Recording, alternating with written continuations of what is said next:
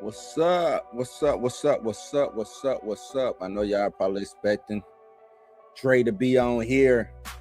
Dre ain't here tonight, man. Y'all get me again. I ain't give y'all no good energy last week. So I gotta redeem myself this week, this Monday, man. Solo pod today. Solo pod.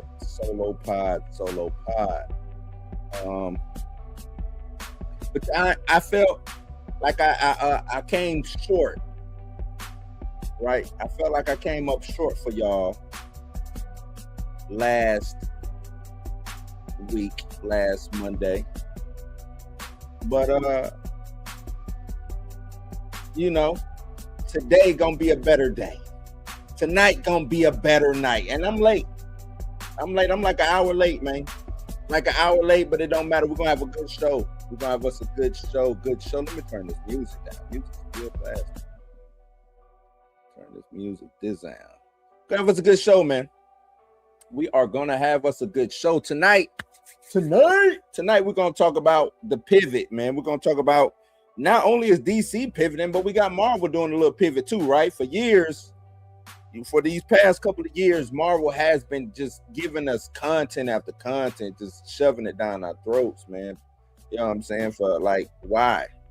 Just giving it, man.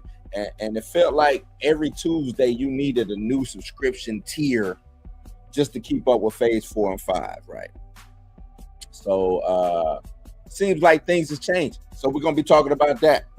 We're gonna be talking about the report from Screen Rant, which revealed that despite the rumors that, because I thought Disney was gonna be pulling back, Marvel Studios was gonna be pulling back. They actually have multiple live action series in development. Disney Plus things, Marvel things, you know what I'm saying? Also, we're going to be talking about the Lanterns, episode Deuce. You know what I'm saying? I'm going to break that down. We're going to get into that, talk a little bit about some of the LARPers and the grifters out here, faking the funk and just not giving up and respecting what Lanterns is giving y'all, man. Or giving us, I should say. So without further ado, let's start this damn show. What does this button do?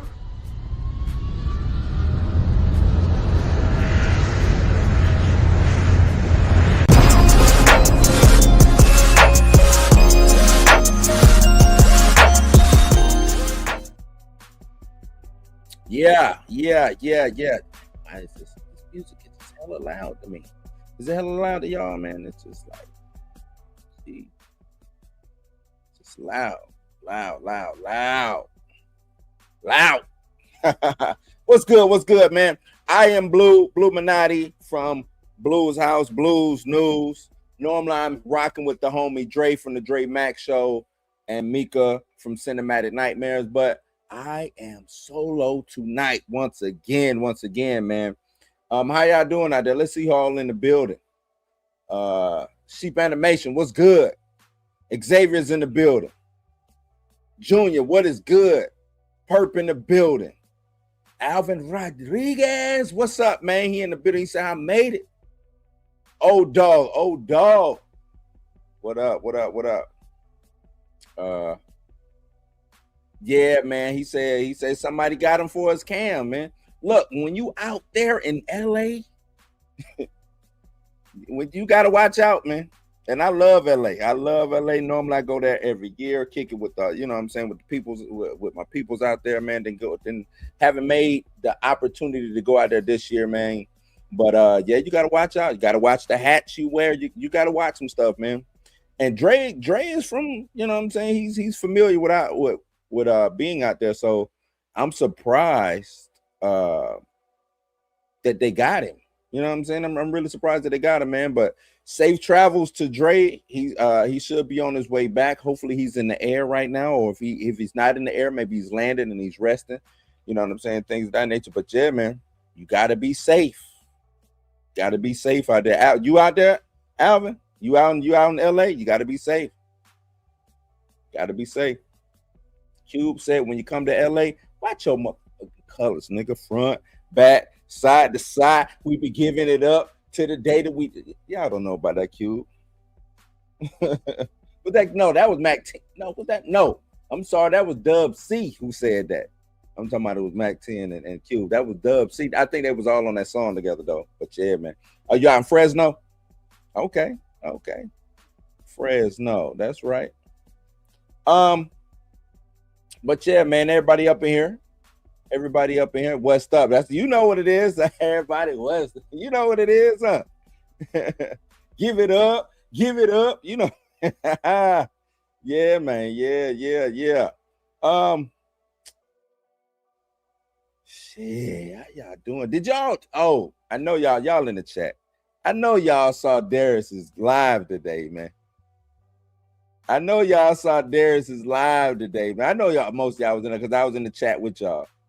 Darius put on a clinic. I gotta shout Darius out today, man. Darius put on a clinic of a show today, man. Did he not, y'all? Oh, you missed it, man. Planet Fanatics. Go check the replay. Hey, if you get the opportunity, go check the replay, man. He put on a clinic. I gotta give nothing but props and salute to him, man. Especially when talking with when talking about Josh from Den of Nerds and the BS he was oh man about the whole optics thing, because the crazy thing is, and I agree with everything Darius said, and I ain't really been rocking with Josh's channel in a minute, you know what I'm saying? I go over there and check on the time from time, or more so I get into like his little short videos, but his lives, I ain't really been rocking with the lives, man. For him to say the stuff that he said is weird. It's hella weird, because you would think Josh was on, I don't want to necessarily say our side, but you would think he would have a more understanding mindset that he does, or when it comes to this situation, you would think that it, and for him to say the stuff that he said was crazy. Yes, yeah, man. The optics don't look good. And on what side I don't care how you try to split it. I'm with Darius on this. It don't matter how you try to split it.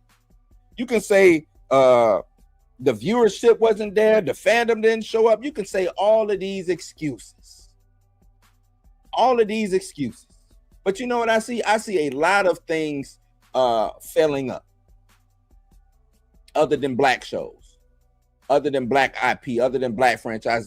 And I've been said this, y'all know I've been said this plenty of times. If it's not Wakanda,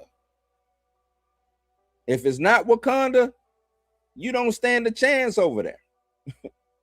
You don't stand a chance over there, Marvel, if it's not Wakanda. If you're not vibranium adjacent, if you're not Wakanda adjacent, you don't stand a chance. They're going, or if you do come out and they you don't necessarily get what they feel is a win, they will push you to the side. They will sideline you. They will mitigate you to the corner if you are a black show. And that's crazy. It didn't, and the crazy thing is, Wakandifying everything don't work. They Wakandified Sam. How far did that get Sam? They tried to make him Black Panther with wings, vibranium suit, this, that, and like, it don't work. It don't work. They want to make Storm. They want to take Storm like they want to take Storm and try to make her a focal point of Wakanda. Why? She's not from Wakanda. She ain't from Wakanda. Then they gave me flack on Twitter when I was going back and forth saying, hey, she has no real relevant connection to Wakanda as far as her introduction. Oh, I could tell you don't read comics. She married T'Challa. Then some people say she was from Wakanda. No, man. Even that story of her meeting T'Challa along the way, that came way later. She had been a product of Marvel. She had been a Marvel character for years. For years, until they wanted to retroactively throw that in there and say, oh, she knew T'Challa. They wanted to put two black characters together and say, hey, let's use Storm and Black Panther. Let's make them. No. Let these black characters have their own autonomy. Let them fail. If they do fail, go back to the drawing board and try again. Ant-Man still running around. What you call it was Buns. His last movie. But y'all keep bringing him back.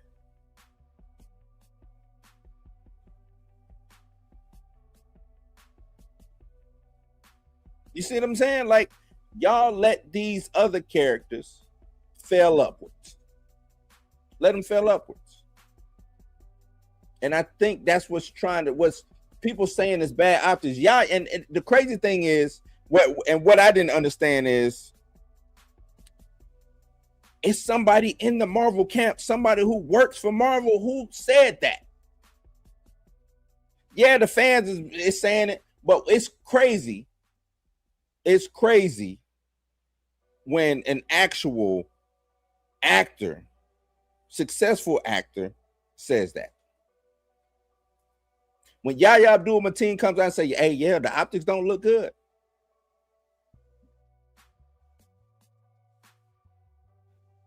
When Yahya comes out and say the optics, I mean, shit, they don't look good. It became, and you know what's crazy? That became, before Yahya even said something, it started catching fire. I'm seeing places who don't even talk about Marvel Comics, who don't even talk about the MCU and comic book movies. Joe Budden podcast. We got Don Lemon talking about it. Joy Reid talking about it. We got all these different places who don't normally focus on things like that talking about it. That lets me know, yeah, man, the optics are bad, bro. Like, I don't see how that's not understood. So for Josh to sit there and be willfully obtuse and dense and acting stupid, and just like Darius say, you're not dumb. You seem to be a highly functioning, intelligent person. And how I know that the optics is bad? Because you went on a rant. You went on a rant to try to defend that the optics ain't bad. If that story is a nothing burger, right? If it's nothing, why are we talking about it?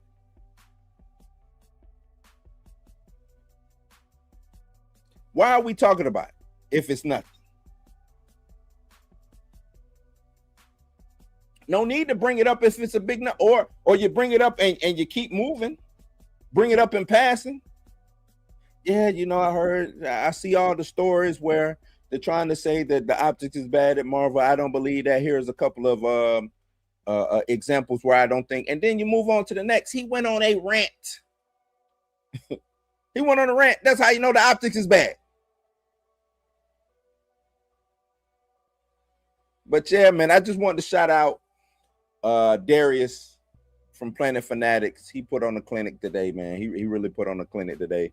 Very entertaining, very insightful, very, very educational. Yeah, man. He salute to him. Salute to the homie Darius. Salute. So where do we want to start? Let's get into Marvel. Let's get into Marvel, right? Y'all, because y'all know it's crazy because I keep referencing Darius. Darius read that damn leak, that Doomsday leak. Darius read that Doomsday leak today, and I had read some of that already. I had some of that stuff I had already read, some of those leaks. And I said it when I first read it a couple months back. And I'm going to say it again. SSJ, weren't you just live? When you just live, K-Dot? But I say this, man. If that's the movie, and I want to preference this. That movie's gonna make a lot of money. And I know I go back and forth about the whole Billy. If it crosses a Billy, I come out and say, hey, look, I was wrong. I don't mind saying that. But if it crosses a Billy, it crosses a Billy. I'm standing on what I said like a year ago. I gotta stand. I'm gonna stand on that until I'm proven wrong, right? that movie, that script, the way if they bring that to life and it does well and it translated from off the script, off the piece of paper, then yeah. But this, man, what that was buns, man. So I want to start with Marvel. Let's get into Marvel first. I see y'all in the chat talk about Hal and John. They got that aura, aura, right? I'm gonna get into that a little bit later. So y'all, if y'all in the chat, y'all want to talk lanterns, I'm gonna be talking lanterns because it's a lot of fakers out there. It's a lot of fake mofos who act like they some comic book readers. And there's this one in particular, man, and I know he's a kid. I know he's a kid, but he get on my damn nerves, man. He aggravate. But let's get into Marvel, the situation with Marvel, because I want y'all to, is Marvel back? Is Marvel back? That's really what I want to talk about, man. Is Marvel back? You know what I'm saying? So let's read this article right here. This article is from Empire. Let me make this a little bit bigger. Yeah, like that. I do not like this setup. Dre got a crazy setup over here. I guess we'll keep that setup, man. We'll keep it. We'll keep that setup. What about this? I like that better. All right. We'll do that. Like that better. So, since it's Marvel back, Spider-Man, Mutants, Doomsday, and Black Panther 3 says yes. Even Kevin Feige would admit it. Somewhere in the last few years of Marvel, things haven't quite gone to plan, as he much has told Empire that at Comic-Con just the other week, when noting that Marvel Studios' strategy for the next couple of years is focusing on quality. Perhaps a tactic, acknowledgement that for a while there, the focus was elsewhere. And it's crazy him saying we're focusing on quality. Why didn't they? Why quality? Why? Who throws quality out of the door? You know what I'm saying? Who throws quality out of the door? If I'm trying to, because I hear a lot of people say, "Oh, he wasn't in control." Not Bob Iger. Who was it? Bob Chapek was it? Chapek. Chapek wanted them to just mass produce these things. And me, where I work at, we got quality assurance. We got QA. And where I work at, things move at a high pace. High pace, right? High pace. But guess what has to be checked on that high pace movement? Quality. We produce at a high pace, but quality has to be there, or it does not leave out of the building. So I never understood the cap of Feige not putting quality into the product that they was pushing out. Oh, we just gonna get it out there. We ain't gonna worry about quality. I call cap and BS on that. It's trash.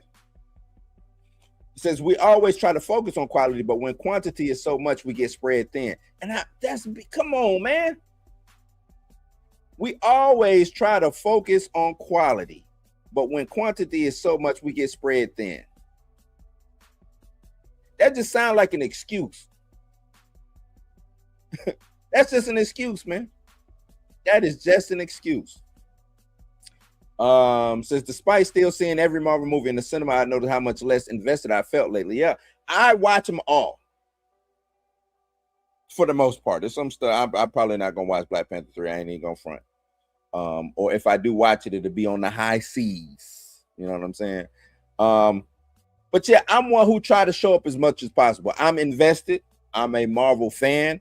And I see you, Alvin. You asking, can you enjoy Marvel without the blacks? Yeah, I think you can still enjoy Marvel without black folks in it. But the crazy thing is they've put black in it, right?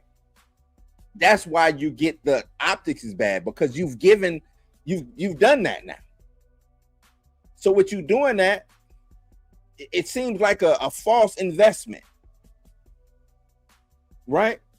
Seems like a false investment. So I would say, yeah, you can, but you don't have to, right? You don't have to. I'm a fan of Spider-Man. X-Men is my shit. Doom, I fought with Doom. You know what I'm saying? Some of the Avengers and things of that nature. Like, I like these properties. But I also like Blade, Luke Cage, Miles Morales, Night Thrasher. You see what I'm saying? Photon, Storm, Misty Knight, Bishop. I still like those characters as well. So yeah, I want to see those too. Why give them to us if you're not gonna expand on who they are and what they can do? I know what the hell Captain America can do. I've been watching in the past 10 years. 15. What did it do? When that was? Brother Voodoo. Like, are these characters not interesting because they got dark skin? Come on now. That don't even make sense. Believe it or not, I want to see more Black Falcon of America. I'm not keen on them turning him into Captain America, but hey, you done did it. Give me more. Give me more so I can get a real good judgment. I can't even make a valid judgment of it because you won't give me more. Get back to this article. But in the space of 2 weeks, I felt a shift. I'm writing a lot about Marvel again, thinking about Marvel again, feeling about Marvel again, and nobly feeling excitement and anticipation. In a short span of time, Feige and his creatives has suddenly hooked me back in, and I can't be the only one. It helps that Marvel Studios just put out a very good and extremely likable new Spider-Man movie. Brand New Day is a blast with characters we deeply love, but there's nothing else in the MCU that trio, Peter, MJ, and Ned, performers we feel greatly attached to, Tom Holland and Zendaya, boasting undeniable box office pulling power in a film that feels like a prime Spidey adventure. Despite supporting turns from Punisher and Hulk, Brand New Day is committed to being Spidey first, tapping into what makes that character so special, and we've had time to miss him. In the 5-year break, post No Way Home, for the first time in a good while, here's an MCU movie that I'm desperate to revisit in the cinema as soon as I can. That statement is 100% true. Having the opportunity to miss a character, it makes you want to go see it, makes you want to do a deep dive into it again, makes you want to go get readjusted with said character. And it can't hurt that it is that guy in the red and blue costume, Spider-Man. Now, I've always made the point of Spider-Man works, whether it's a MCU adjacent thing or on its own. Spider-Man just works. And that's why my argument is about when I say that Spider-Man, I don't think necessarily fuels what Doomsday could do, but it don't hurt it neither, right? Spider-Man being a good movie does not hinder Doomsday, but I don't know how much impact it has on Doomsday being huge. And if I'm Doomsday, or if I'm the people who make Doomsday, I would want to kind of operate and stand on my own. You know what I'm saying? That's just me though. But yeah, they did everything to me. They did everything right in this movie. They added supporting cast, Punisher, Hulk, Jean Grey into this movie. But at the same time, it still felt like a Spider-Man film. This movie felt more like a Spider-Man centered film than all the last three to me. And the last one had 3 Spider-Man in. And this one felt way more Spider-Man-ish to me than those 3. So, you know, said it's something I didn't hanker for in the 2025 offerings, and it really should have been a banner year for Marvel. I like Captain America: Brave New World more than most. You know, maybe I should go revisit that. What y'all think, chat? Do y'all think I should go revisit Captain Black America of the Bravest New Worlds? I might go revisit that. Might have to go revisit that. As relatively low stakes as Cap of the Week adventure with Anthony Mackie, Sam Wilson, but it was hardly full-strength MCU. Thunderbolts was a great watch, sure, but appreciated more in the years to come, but it didn't land big with the audiences. For the Fantastic Four First Steps truly understood the family dynamic of its central quartet. It didn't quite seem to know what to do with, well, the Fantastic Four. I expected more. Audiences seem to agree. None of those films perform like Marvel films normally do. It did feel like the beginning of the end. And that's another thing, too. Xavier said, no need, it's still not good. True that. That's another thing, too. If you're operating off of 2025 Marvel, you can't sit here and say, oh, Marvel about to cook in 2026. Like, it's hard. And maybe I haven't gotten over that hurdle yet. Maybe because maybe I'm still stuck in 2025, the summer of 2025, or spring, summer, whatever. Because nothing about 2025 cooked for Marvel. So going into 2026, saying Spider-Man, why am I to now think that Doomsday is going to cook? And I know y'all going to be looking at me weird, like, man, did you not see the trailer, this, that, and the third? Stuff like that, I'm sorry, it just does not. It was dope. Nice trailer. I see some stuff. Nothing about that trailer gave me the chills. Nothing about that trailer said, I gotta go see this one. I got to. It didn't. And I know y'all gonna look at me like I'm weird, like I'm an alien, like I got some horns growing out my head. I get it. I understand. I get it. But man, Captain America, X, Thunderbolts, still an X. Fantastic Four, come on, man. Sue was cool in that. Other than Sue being, you know what I'm saying, who she was, that movie could have stayed on the cutting room floor for all I care. You know what I'm saying? It could have stayed on the cutting room floor for me. So that's 2025. Now we're coming to 2026. And yes, Spider-Man kicked ass. What is that? 2.2 billion right now? I expected that. In Spider-Man. Spider-Man get around the world. Who don't know Spider? Like I forgot who it was. Spider-Man is number one. Number one most popular character out of comics. Most popular comic book character. Now, Batman is, I ain't gonna say he's right behind him, but he is behind him. He close. He ain't right there. He ain't like, Batman ain't there to reach and touch him. But like, if Spider-Man just slowed up for a minute, I think Batman would be able to like, maybe graze him. But Spider-Man don't play no games. Batman and I don't know, maybe, I don't know who would be next, but it's those two. Right? Those two.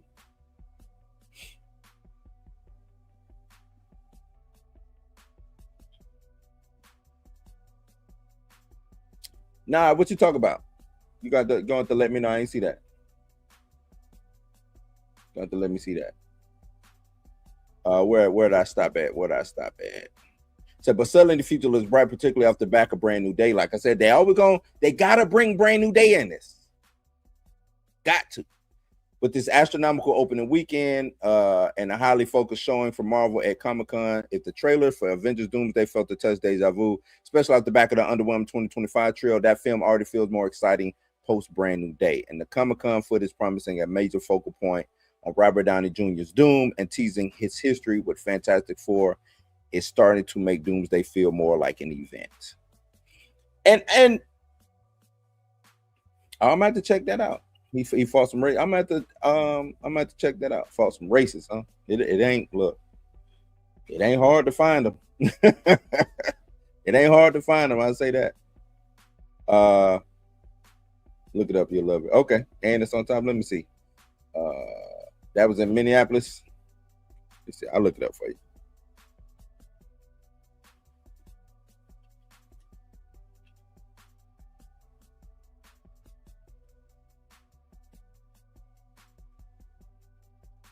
Let's see.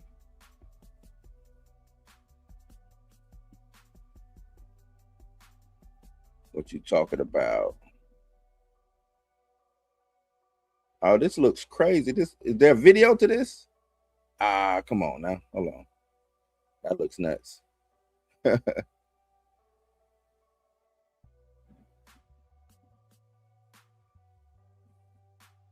just got pictures. Ain't no video?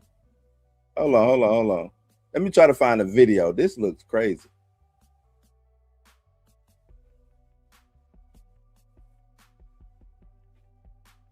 Yo, salute to Spidey. Let me pull this up.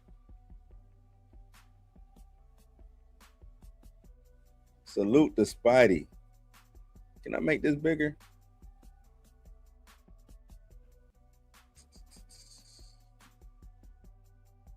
I don't get no bigger.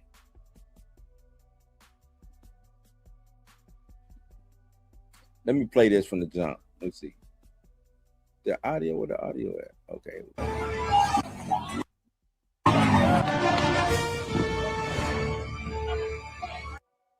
Back up.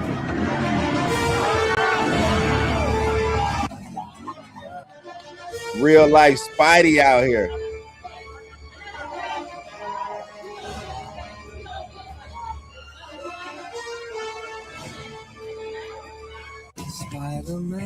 Spider-Man does whatever a spider can. Back up!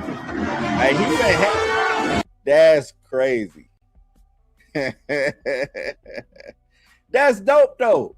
But that's how they didn't dress up as Batman. Whoever this person is didn't dress up as Batman, they dress up as Superman. That just lets you know how right, straight as in real life. That lets you know just how popular, this character is, man. And that's something I think Spider-Man would do. I think Spider-Man would do, would do that. Smash white supremacy racists out of Minneapolis. Get them out of there, man. Get them out of there. Jake Lang, get him out of there. I'm with it. That's dope, man. That's dope. That's real dope. He said it's right on topic. It is on topic. You ain't lying. That's crazy, man. I would have loved to see that. I would have loved to see that. I would have been right there with Spidey. Right there with it. That's crazy. That is crazy. Damn, that's crazy. Let me get back to the article. Where is that article? You made me miss one more article. Oh, here we go. Let's get back to this article, man. That's wild, though. He did. He protected the neighborhood. That's dope, man. So, hey, salute to him. I don't know whoever his name is. If you watching this, salute. Someone dressed up as Batman in Oakland. Okay. I mean, I ain't saying people haven't dressed up as Batman. Let me run that back. People will dress up as Batman, but I'm just saying in this instance here right now, dude dressed up as Spider-Man. And that's dope. Like I said, salute to him. Salute. Right, where we go. So the films that Marvel just teased beyond Secret Wars are hugely exciting too. Ryan Gosling, spearheading Ghost Rider, feels like an instant yes. The most thrilling of all, Ryan Coogler bringing his Sinners clout into Black Panther 3 with David Long Walk Johnson. Hey, them calling, I don't know if who started that. I don't know if Darius started it, but calling him David Long Walk Johnson. What is that? No, David Long Walk T'Challa or something like that. Johnson. That shit had me rolling. Darius be saying some shit, man. David Long Walk Johnson is crazy. Oh man. But there's also mutants. Hot off the heels of Sadie Sink's Spidey villain being confirmed as Jean Grey, core X-Men favorite news arrived on Friday to Samara Weaving. Yeah, we did all that casting. From the tiny tidbits, we all know it's exciting, even just to be extrapolated and imagine how Marvel might treat the arrival of X-Men, a massive ace card waiting in his back pocket. Now, I want to stop right there. Those are 3 films that we got coming. Ghost Rider, X-Men, Black Panther 3. 3 films. And this is why I'm asking y'all, is Marvel back? We have those 3 films, and from my understanding, We got Vision Quest on the horizon, TV show, and it might be some other TV shows, I believe, that is happening, right? Go to this article real quick, where it says multiple Marvel live action shows reportedly in development at Disney Plus. Where is it at? I thought this was the one that had the quote on it. I brought up the wrong one. I don't feel like searching for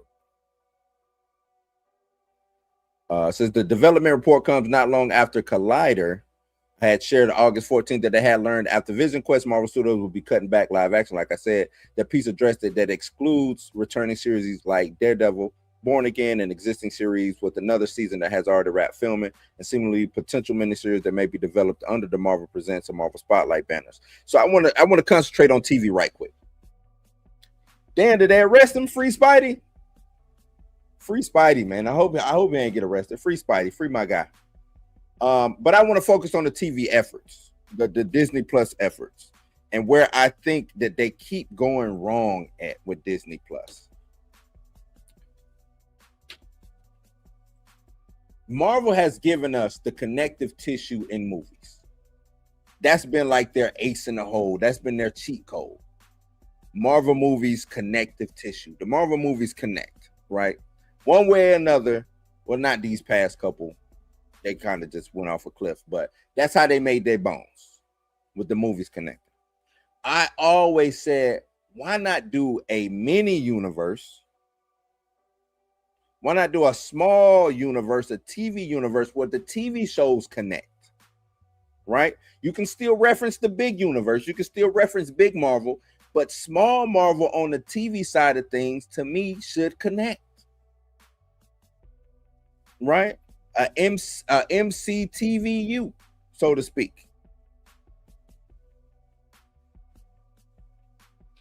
I think that works. A small, you know what I'm saying? All of these TV shows should connect. Wonder Man, and I know people, you know, some people liked it. There said the 15 that did like it. The 15 people that watched it liked it. Wonder Man should be a real superhero show with actual consequences leading into whatever the next show is, right? Miss Marvel, even Moon, like these shows, a lot of the shows I didn't like, but I still think it's opportunity there. It's opportunity for Moon Knight to become a hit. It's opportunity for Falcon and the Winter Soldier to become a hit, Hawkeye to become a hit. Like, it's opportunity. You just don't know how to massage the opportunity out. First season of Daredevil was not good as far as the MCU. That first season to me just wasn't good. Second season did a better job. Born Again. Vision Quest, Wanda and Agatha all along, they're supposed to be connected. So if you have these things connect, that way you get the ball gets to rolling, it gets bigger. It's like snow. Shit gets to going. What's up, American Ninja Girl? You know what I'm saying? As it's rolling downhill, the snowball gets bigger and bigger, and you pick up more people as the snowball is rolling. Free Spirit, what up? What up? He said the second wasn't either. So connect it all. You don't have to like hang from big Marvel though. Like, yes, connect, like whatever happens, whatever the overarching thing is in big Marvel, let that shadow loom over the TV, right?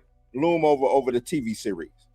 But only loom just enough to where it only affects the TV series just enough, not big, like, but they can mention it. It might change how things move or work. But Hawkeye doing his thing or her thing, if it's going to be that, or if you coming in and you want to do Young Avengers, who I think they are going to do it. I don't think it'll be called Young Avengers. I think they do Champions. Let Champions run that side of Marvel. Let champions, Avengers runs Big Marvel. Avengers or Big Marvel is now about to turn into X-Men running Big Marvel. For small Marvel, champions could run things. Gen X, X-Force.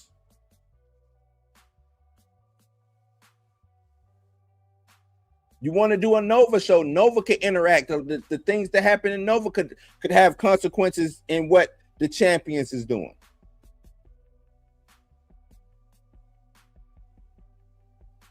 Instead of having or with Richard Rider as a Nova, you can have what's the young Nova? I forgot his name.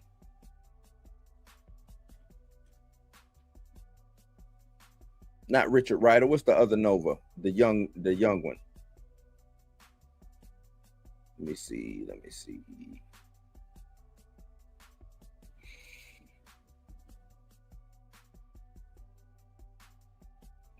Damn, what's the thing? Where is it at?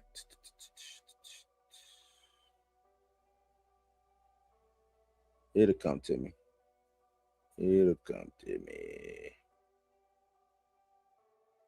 Is it Kid Nova?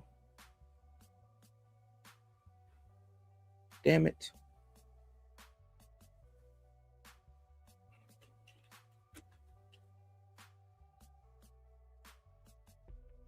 Sam Alexander, that's who it is. So you can have Sam Alexander be a part of the champions. He's connected to Nova, big, you know what I'm saying, Richard Rider.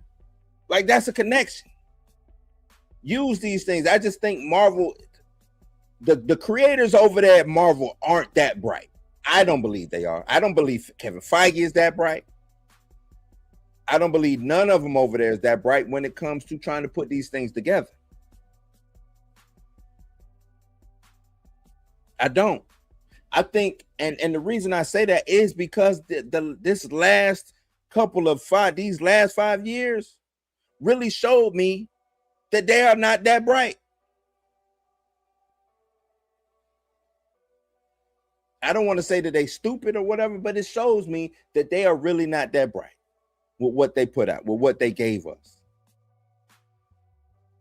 They not that bright with getting rid of Jonathan Majors as Kane. That was a not so bright moment in Marvel history. They showed themselves not to be that bright when they said, okay, we're going to move on from the Kang saga and just pivot to Doom. To me, that showed me they're not that bright. And the biggest not so bright moment that they gave us was the not recasting of T'Challa. That showed me that, yeah, y'all really ain't that bright.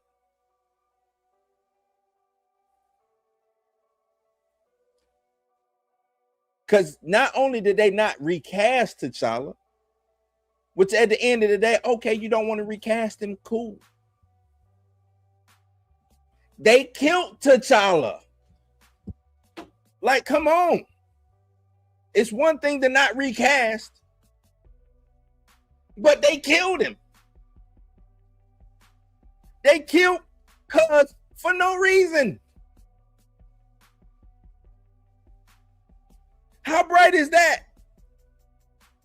Like, if you was bright and you didn't want to use T'Challa no more, it's various ways to not use this fictional character without killing him.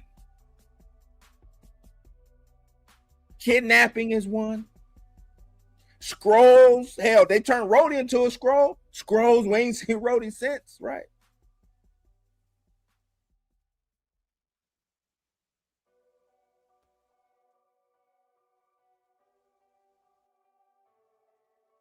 Off on another planet, the blip.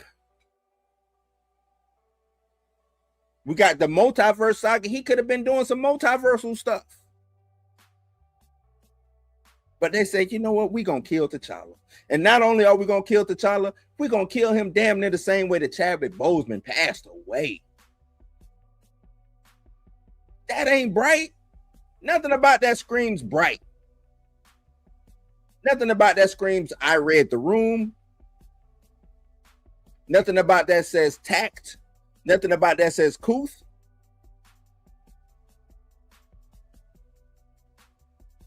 Just bad, man. Just bad, man. Just bad. It's crazy. You know. So when I start thinking about these TV shows, I think that's what you do. And I'm just this guy on YouTube, man. I ain't necessarily nobody, but I've been reading comics since the late 80s, early 90s. I know some things come and go. I know you got your big titles, small, you know what I'm saying? I understand that.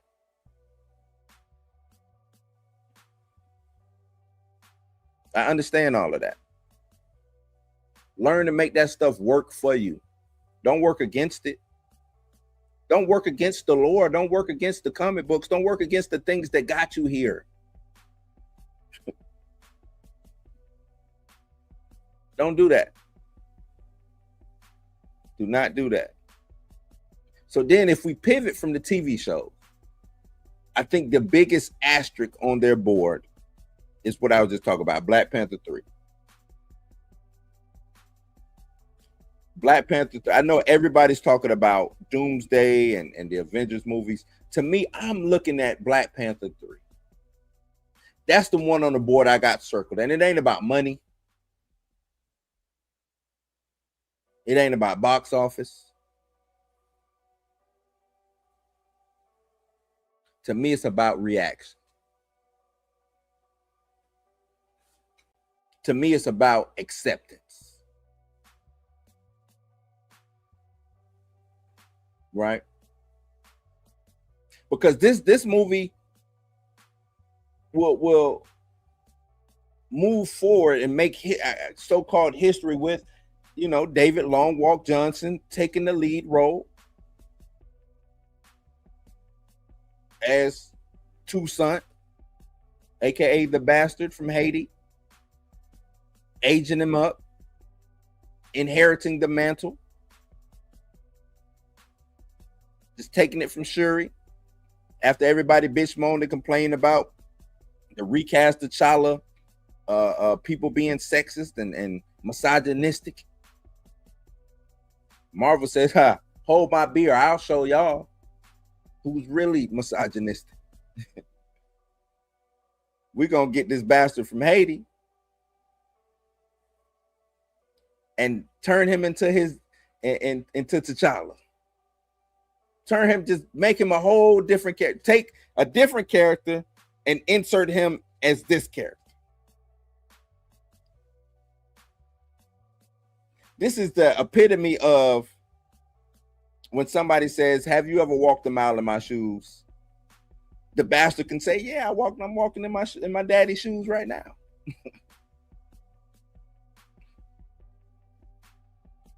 They gonna give me all my daddy stories. I'm gonna even get with his woman. And to see people champion that is wild to me. That's always wild to me, man. Always wild to me. Now we had Wakanda Forever was about grief, right? And some say holding on. I don't think it was about holding on. To me, it was about grief and letting that shit go.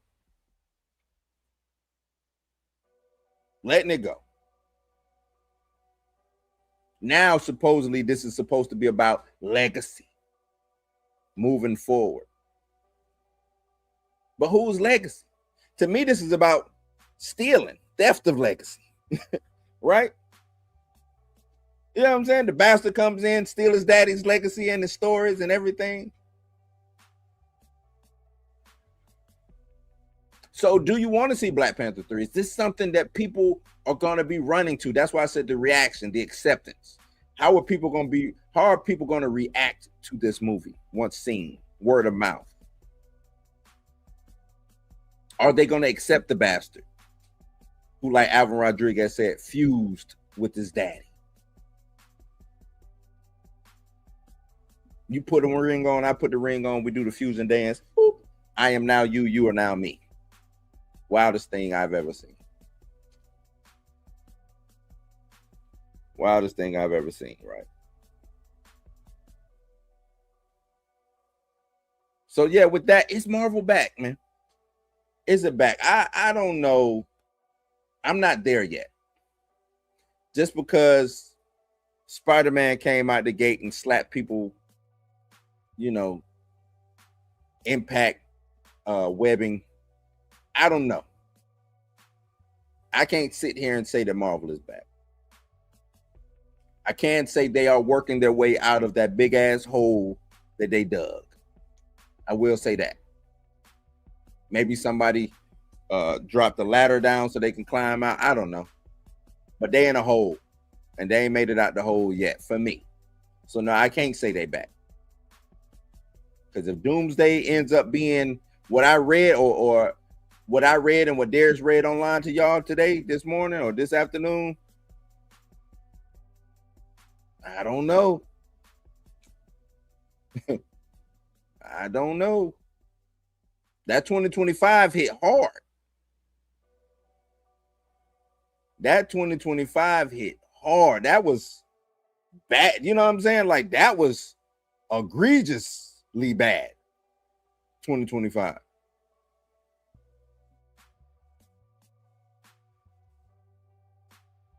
So I don't know. I don't know. Y'all let me know if y'all think that it's bad. Structure. I think the structure of Marvel, I think they do have a blueprint for the structure. I think that. I think they're taking fewer risks. But as a Black consumer, for me, it's not just bringing the RDJ nostalgia, the Chris Evans as Captain America nostalgia. I need to see how they handle story integrity when they spotlight certain characters. I need to see the integrity and the story of them spotlighting characters who look like us, who look like me, who look like you. That's to me, that's getting more magnified now.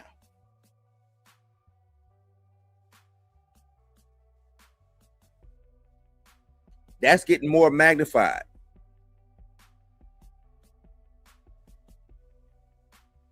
So I love spectacle. I think spectacle is dope, but you can't, you trying to hit me with spectacle and whimsical lights and nah. You got to do more than that. You got to do more than that. Got to do more than that. So y'all let me know what y'all think. Is Marvel back? I'm good on that. I'm good on that. Says Bleach, yo, you don't watch Bleach? Oh, you talking to Black Beat? I watch Bleach. I haven't watched this new season though, but I watch Bleach. Yeah, you should tap in. Bleach is dope. Bleach is the anime, man. Is dope. It is dope. Tap in. Bleach is dope, man. If you like anime, Bleach is one of those that I would recommend. It's one of those that I would recommend. Check it out. Check it out. Check it out. All right. Let's get into this episode 2, man, of The Lanterns. Let's talk about it. Let's talk about it. Look at Uncle Ben up in this joint.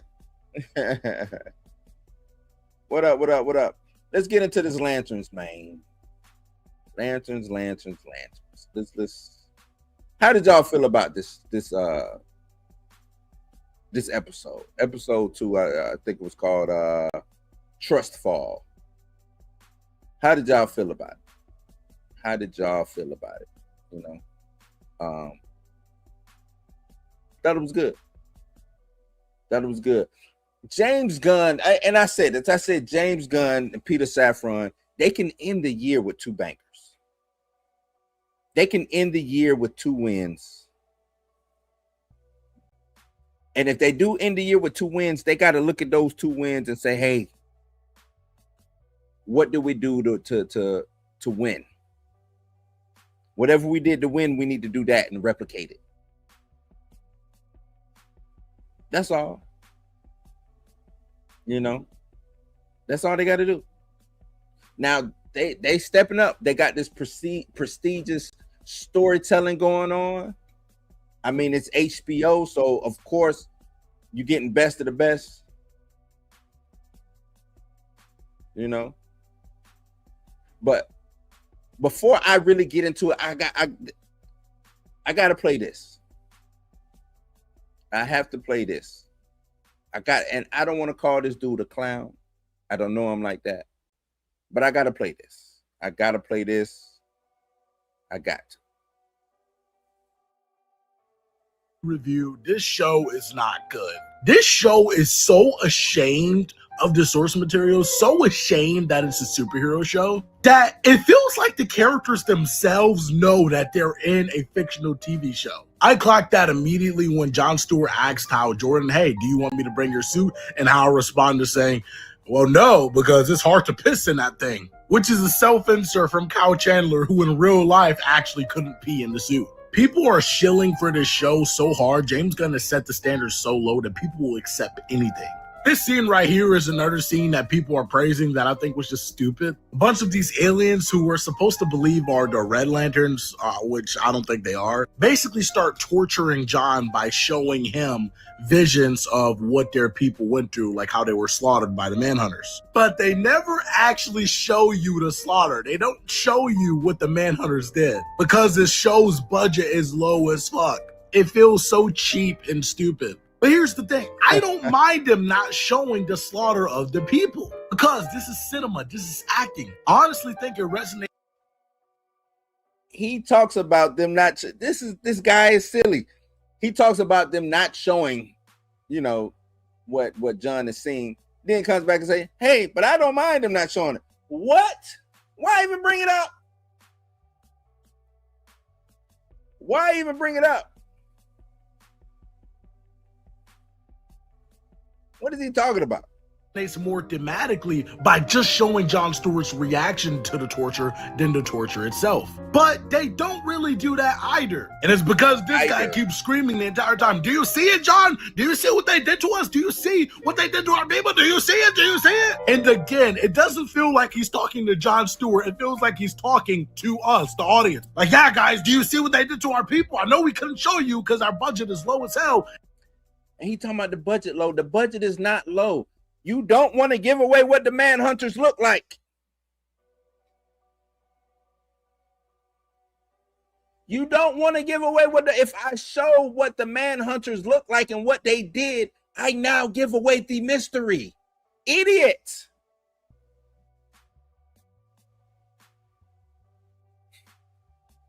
Like, come on, man. This ain't got nothing to do with the budget. This is storytelling.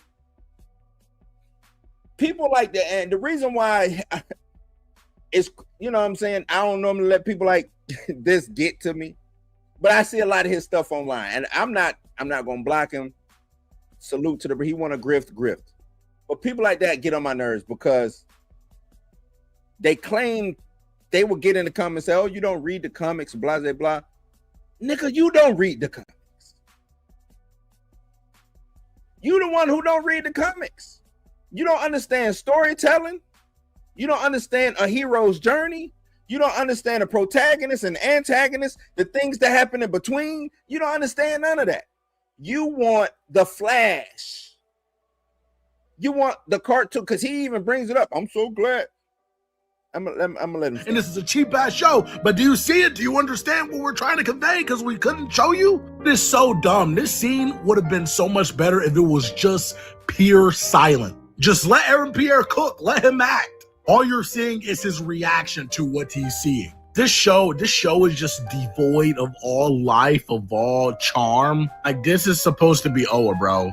Like, why is Oa blue? Is this the Blue Lantern Corps? It is so cheap. It is so ugly. And honestly, it makes me appreciate the Green Lantern movie so much more. You can replace this with literally any other sci-fi movie, and I think that it came from that, not Green Lantern. This show desperately wants to be real and grounded, but it doesn't really work that way either, because When you're trying to paint this thing as real and grounded, yet you're bringing up squirrel Green Lanterns and stuff, it's stupid.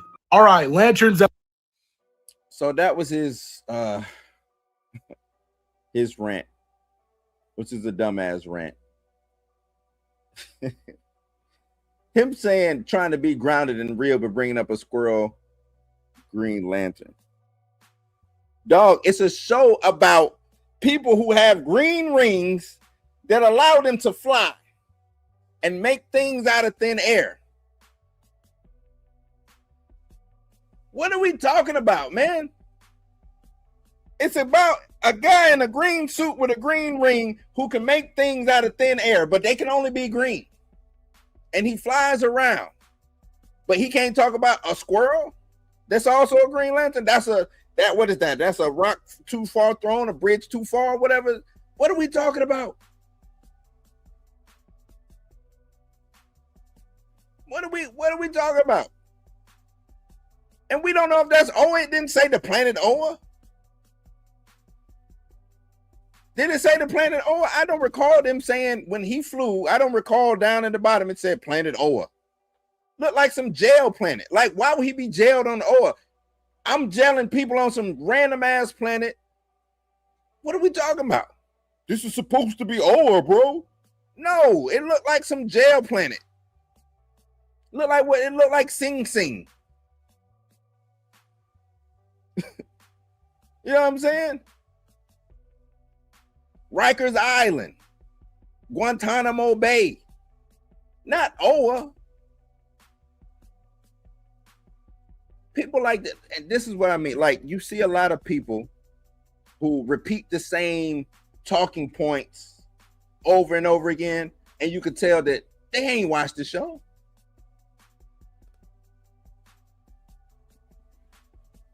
They saw the show, but they didn't watch it. They claim to be fans, but don't even really understand the lore. The fuck? Like, what are we talking about? And if you don't like the show, say, hey, I don't like the show and move on. That's another thing. I would tell you, I'm gonna come over here, critique it. After I critique, I will move on. I'm done with it. Done with it. But yeah, man, let's get into episode 2. Let me take Cuz off the screen. He don't deserve no more screen time. But trust fall, man. So yeah, we ain't even gonna worry about what he said about the CGI, man. This looks good. Green Lanterns looks good. Episode 1, episode 2 really playing good. I like the True Detective meets cosmic horror on Earth though. Like, I like that. I think, to me, that's what pushes the needle, because it's not the traditional space cop doing cosmic things in Sector 339. Because what people don't understand is, Hal is the space cop of Earth. His sector is an Earth sector. So why wouldn't he be doing Earth shit every now and then? It's a lot of Hal Jordan stories. Matter of fact, the story that John Stewart shows up in,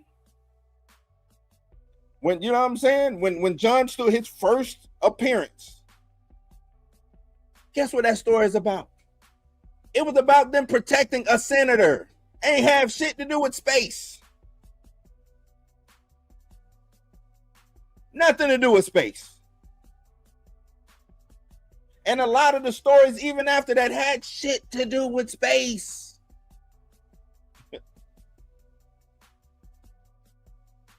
Nothing. I think the next comic after that, John, Hal Jordan slips into the damn, in his shower. He gets knocked out, so the ring flies off of him and goes find John, right? Because that's another thing. People act like John was not the best. John was Hal Jordan's backup. Literally his backup. They shared the ring for a while. They shared that motherfucker. I seen a lot of people saying, Wait a minute, they're sharing the ring? They're not supposed to share the ring. Yes, the fuck they do. You would know that if you was a fan.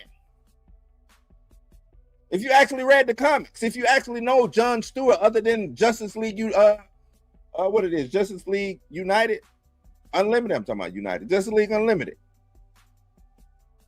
But that's the thing. A lot of y'all don't know Green Lantern other than Justice, which is dope to me.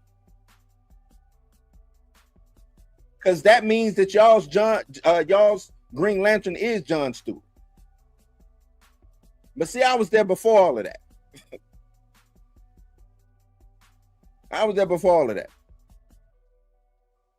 When Hal Jordan slipped in the shower and bumped his head and he couldn't go save the day, the ring flew to John. John went to go save the day. He went to go save the day with the Justice League. And they all got trapped in this haunted house. And layer by layer, they had to figure out how to get out of this haunted house. Wasn't in space. Was not in space.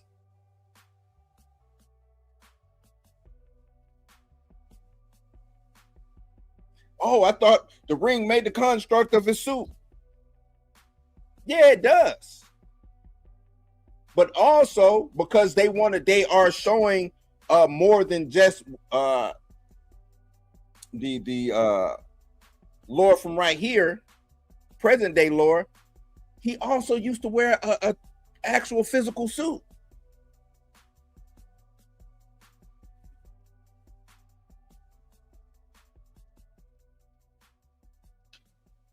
But back to the show, man.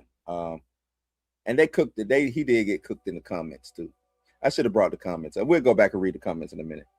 But no, back to the show. I'm off on a tangent now. Back to the show. We have Hal, who is stuck in I guess you could say he powerless. He's in Rushville, Nebraska. Well, it opens up with, let me go to the article. The article will help me do this better because I just kind of don't do that whole recap shit good. Let me go to the article. Where is my article?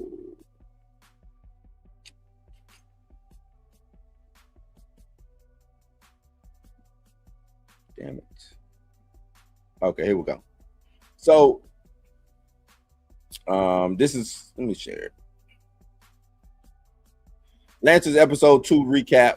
Everything you all want to know about Manhunters that you was afraid to ask. That's the name of the article. Since the galaxy's most dreaded creatures are explained in detail during episode 2, it gives us insight to what the dead guys from last week were doing in Rushville and a sense of how Hal and John will or won't work together to figure out whether Manhunter is hiding in the town.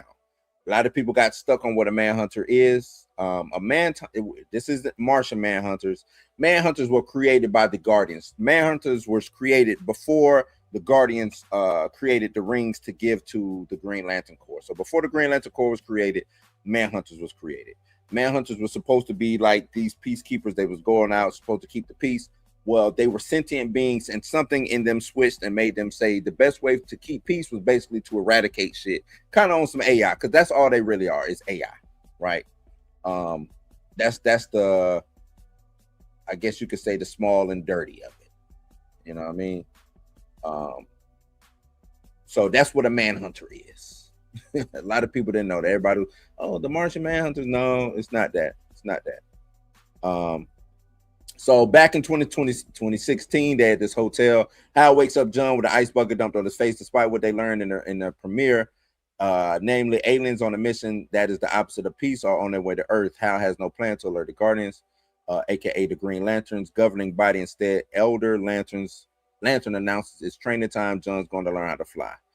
He tells John to think flight. It's his only instruction. As Hal and John stand in the motel's parking lot, John tries mightily. He only manages to create a little green bird that flits. That flies around the shoulders. Now, what's dope about that? Hey, Pam, what up, Pam? With the 100 jewels. Appreciate that. What's dope about this, and what a lot of people don't know about John Stewart. John Stewart is one of the most powerful, most strongest lanterns there are. A lot of people, I say he's stronger than Hal, but people say Hal is stronger than him. Kyle Rayner's up there. To me, John Stewart is the guy. To me, he can create constructs without his ring. And I think this is what they're alluding to. That's how strong his will is. That's how connected he is to the Green Lantern Force, or whatever you want to call it. You know what I'm saying? Real connect. One point in time, he actually ascends and becomes a new god. That's how strong John Stewart is in the quote unquote force, if you want to put it like that. Say they tabled that setback for a moment because the alien was right. Last episode, the ring is nearly out of charge. Hal sends John back to the house to grab the lantern so they could juice it up. John arrives at Hal's estate. Bird and Toad quickly locates the lantern holding a container in a portal in another dimension.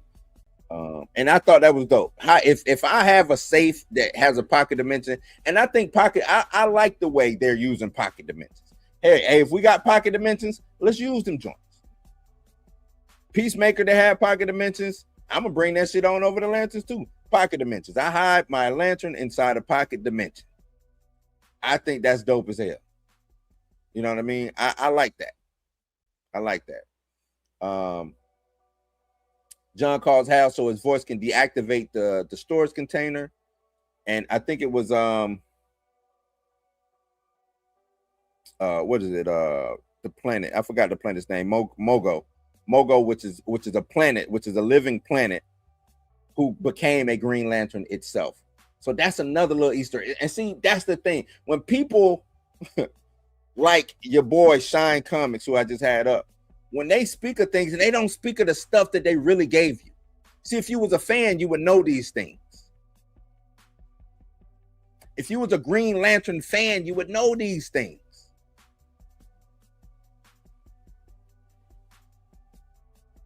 What he said, Mogo is not social. That's Mogo the planet. Yeah, Mogo doesn't socialize. That's Mogo the planet. But if you was a fan, you would understand and you would know these things, but you're not a fan. You're just faking the funk for likes and views. I thought that was a dope little Easter egg. Is Mogo, are we going to get to see Mogo? Maybe, maybe not. So after they get off the call, John notices Hal's Green Lantern costume hanging up nearby. He holds it up to his body, imagining the possibilities for a moment before he heads out to feed Hal's pet Earl, who turns out to be a giant carnivorous plant. Him holding the suit up, which I think is also a precursor to things to come. But I think they're going to give the duty of John Stewart making construct suits, right? I think construct suits is going to be John Stewart's thing, which kind of makes sense. Even though it's not his canonically in the comics, it's not his thought that, you know what I'm saying, it was done way before John showed up. But I do think John is going to be the one who is going to make a suit or a construct into a suit. And that's going to be his thing. So be on the lookout for that. That's what I think that precursor, him holding up the suit and stuff like that. You know what I'm saying? Then we get John is leaving Hal's house when an unknown men tase and bind him. They put him in the back of a van. He fights his way out and has an epic. That fight, that chase scene, I thought was dope. But I'm like, John, why are you running in the street? That's what got me. Like, I thought that was well put together. I thought that was a nice little action sequence, a little action piece, you know what I'm saying? Going against the flow of traffic on the highway. But I'm like, why are you on the street, bro? Get off the damn street, man. Get off the damn street. You know what I'm saying? Why are you running against the traffic? So he ultimately gets taken out by another van. You know, and then next thing we know, he's with an alien named Anton, who is trying to recruit him to kind of help them out. You know what I'm saying? Anton explains that there's a type of being called Manhunters that are the worst of the galaxy. They existed before the Green Lanterns. They're synthetic creatures who can embed any species and build impossible tech, and their justice involves raining down destruction on the worlds they inhabit. When the Guardians seem to leave Anton's world, one secretly stayed behind, wearing the guise of Anton's people. While he quietly engineered the Holocaust, Anton didn't apologize for what's coming next, but you need to see is what he told John, and then others hold John down. They put something that looks like a ray gun to his temple. The device downloads directly into Stewart's brain the horror of the Manhunters and what they did to Anton's people. That's what Shine wanted to see, or he didn't understand that. You know what I'm saying? That's what he wanted to see, not knowing that I don't want to give that away prematurely. That's my big mic drop. That's my big moment. You know what I'm saying? That's my big moment. Why would I give that moment away? When I can easily, you know what I can easily do? In an episode 3 or 4, I can easily have John start explaining what he see and then showing what he see on screen. Shit, there's something in my eye.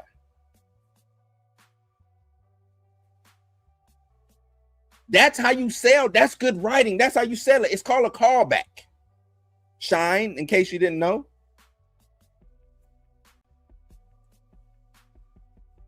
That's what's called a callback. Right? I don't know how you don't understand that.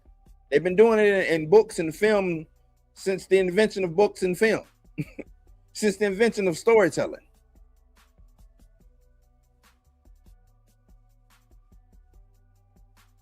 Says, as the man cut off John's restraints, Anton continues the story how Jordan showed up after all of Anton's people were massacred. And he took the Manhunter into custody, saying he'd be executed. But Anton suspects that the Manhunter is still alive and living in Rushville. His team were the aliens killed at the football stadium. And the fact that Hal showed up soon after they died leads him to think that Hal is protecting the creature. Now, that is one thing, right? Hal shows up, takes the Manhunter away. How did the Manhunter end up staying in Rushville? You know what I'm saying? How did he end up staying? I'm thinking it's a lot more play than what kind of is going on. I don't think Hal has all his memories. I don't think Hal has all his memories. I think that's why the backups exist. I don't think Hal has all his memories.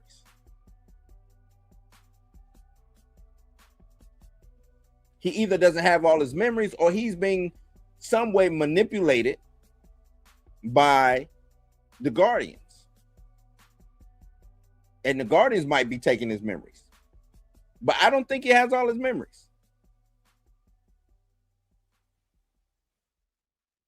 Because the backup thing is what really got me. The backup thing is what really got me. What if Rushville is an alien safe haven? It could be, but what? But okay, and I'm cool with that. I'm cool with Rushville being an alien safe haven. But why would Hal take a Manhunter there or leave him when Hal takes him into custody instead of taking him to where Sinestro's locked up at? Why is he leaving him in Rushville? You know, but that's not a bad, it could be. It makes a lot of sense. It says, but wait, there's more. Anton and his men can't get into town without being detected. So he tasked John with identifying the Manhunter because it took human form. It can be killed. Oh, because it took human form, it can be killed as a human, he says. And I don't like that one. Because it took human form, it can now be killed as a human. I don't like that. I will say that I think that's I don't like that. So because it takes human form, it can now be killed. It's a machine, synthetic. This is them playing. Now this is them totally playing with the Lord. To me, it shouldn't be able to be killed by conventional means. You know. Like, yeah, it can take the form of a human being, but I don't think it should now be able to be taken down by conventional means. You know? So while John is gone, Hal attends the town meeting. Billy sits with him, letting him know he got the bar brawl charges dismissed. And after generally being a disruptive nuisance, During the proceeding, John heads to the morgue where he steals the bodies of the 4 men killed in the incident. Now that's crazy, but that's good. You know what's dope? This is good. Not only is this good writing, this is good detective work. This is good detective work. If he's a space cop, means he has to go off and investigate and do investigative things. This is him doing investigative things. No, he does not have his green suit on. No, he is not glowing green and all things of that nature. But it's still Hal Jordan as a Green Lantern doing Green Lantern things just on Earth.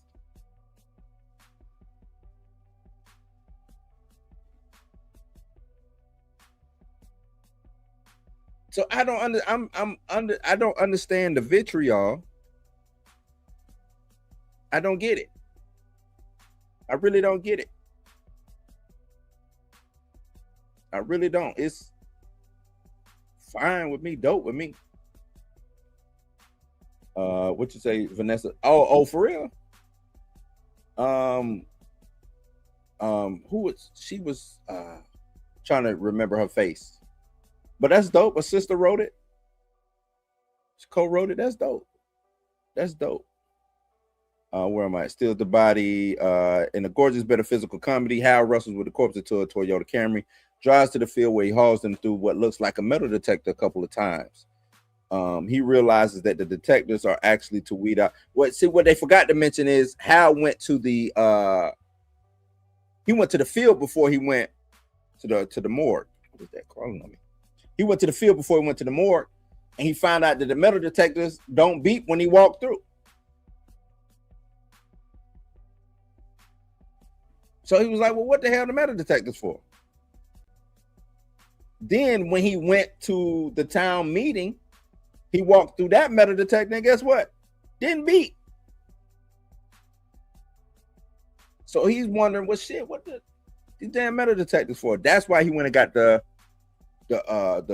corpse from the morgue and started doing that. So he said he realized the detectives are actually weed out aliens. He guesses that they were put there by Will Macon. Carrie confirms it, and though she thinks it's a colossally bad idea, she takes Hal to go see Will again. This time Macon is much less excited to encounter the Green Lantern, who notes that he hasn't seen that type of alien detection tech anywhere in the galaxy. He goes on to say, I want to know what other technology you got on this compound. Right before one of Macon. So he gets shot. But my thing is, why is Macon, he invites him, and I get it, classic villain of psychology. Hey, I'm gonna show you, let me bring you inside and show you ain't nothing going on. But after I do that, you need to leave. You know what I'm saying? And it's like, wait a minute, man. Why? I don't need that. Why you want me gone so bad? So if I'm Hal, I'm asking that same question, like, why do you want me gone so bad?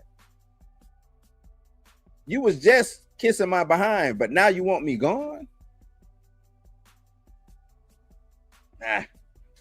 Black Beach, it was supposed to. And that I said that they dropped, I think I said that on I think I did a live last week, right? This was supposed to come out before Supergirl, if I remember correctly.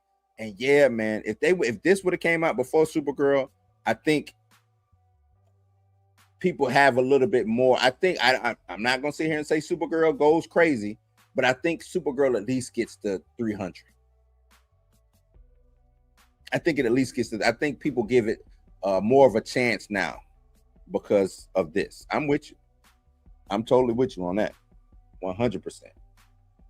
And yeah, I think it's setting up either Blackest Night. What's the other story that I like? It's another story, but yeah, I'm with you. Blackest Night is probably what more so they're setting up. Say Hal wakes up in the hospital, Kara is nearby. She doesn't wait long for him to come around before she asks him what's on her mind. Sinestro, the Green Lantern who went bad. Hal tells her he took down Sinestro, who was his mentor. This sharing of a less than awesome time in his life seems to soften tension between them. The law woman and the Lantern make nice. As they leave, Hal notes that the hospital is empty and some of the equipment hasn't been unwrapped yet, which is weird, but Kara shrugs it off. And that is weird. And I saw somebody in the chat bring it up. I guess that leans a little bit more credence as to the whole, is this a sanctuary for aliens? Is this a place where aliens just come through and kick it? Is everybody alien? Is she an alien? You know what I'm saying? Because why ain't this hospital been used? There's people here. Kids here playing football. I know a broken bone or two didn't happen.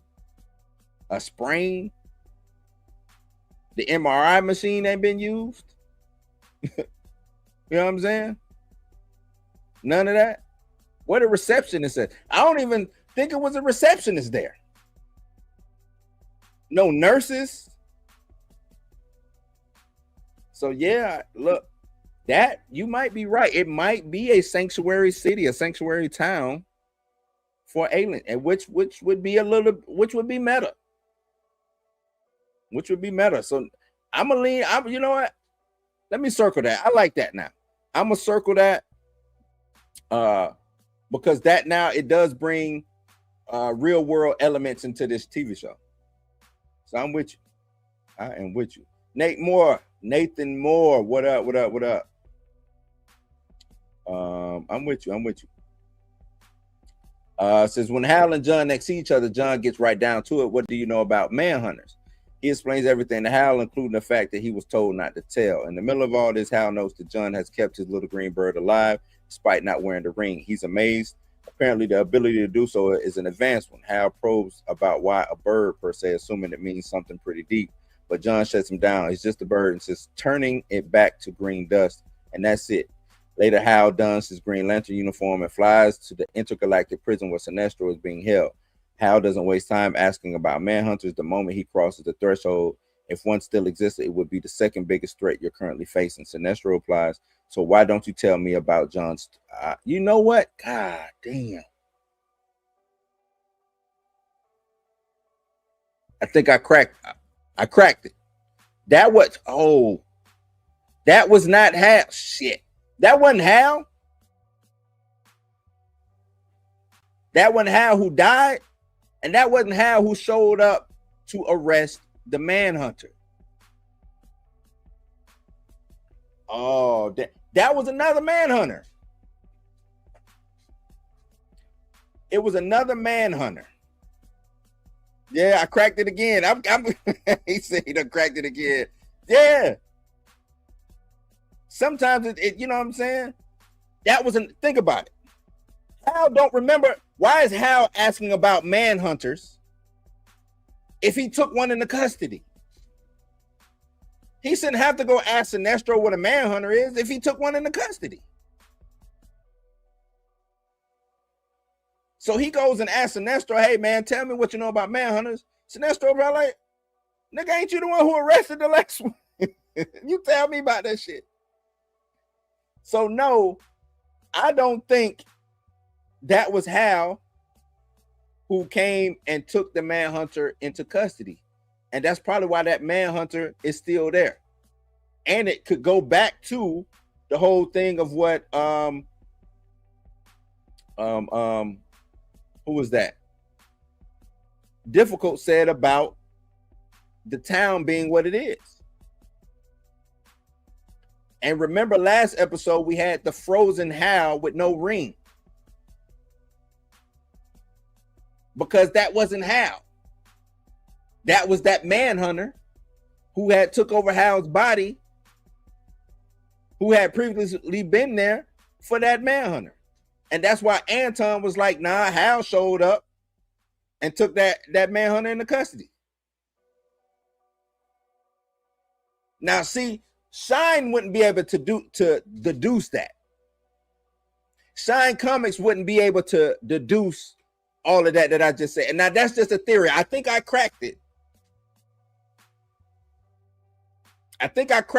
But I don't know if that's true. But see, a person who is only looking for the negative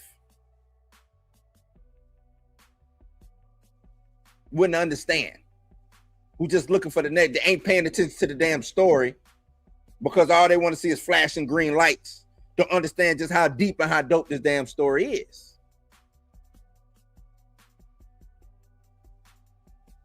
I think I might have cracked it. I think I did. At least that part. At least that part. Not the whole thing. At least that part. That mystery of who that who that Hal is. I think I might have cracked it. Now, to go back to John and the little green bird, him keeping that alive, that is a dope feat. And I can't wait for them to tell us why John is so special. Because it seems like they are pulling directly for the comics where he's able to create these constructs and things of that nature without a ring. You know what I'm saying? So that's dope, and it just shows how much willpower and his connection is, you know, to whatever the Green Lantern core force is, to the lanterns. I think I cracked it, man. Think I cracked it. Damn. This show is good, man. I don't care what nobody say. I just don't see how you don't see that this show is good.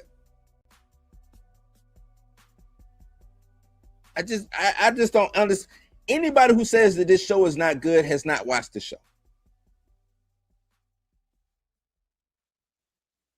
Aaron Pierre is killing it as John Stewart. No, he's not the darkest of John Stewart's chill. He ain't gotta be. No, he's not Black American. I wish they, but Aaron Pierre is killing it. You give props where props is due.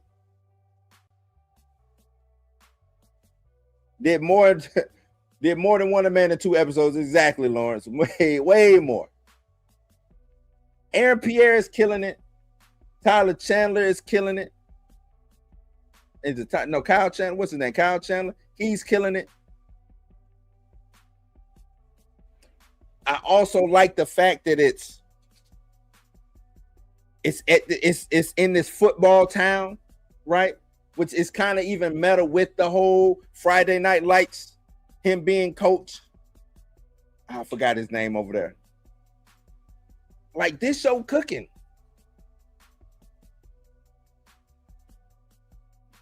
This show is cooking. The cynicism of Hal Jordan is what's kind of anchoring it down.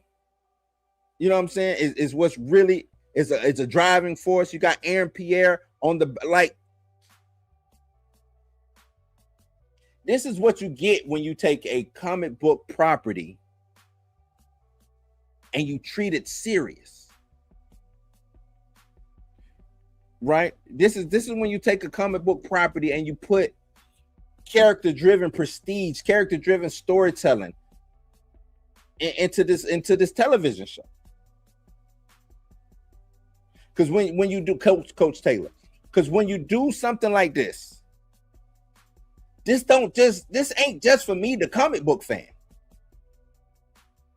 This is not just for me, the comic book fan.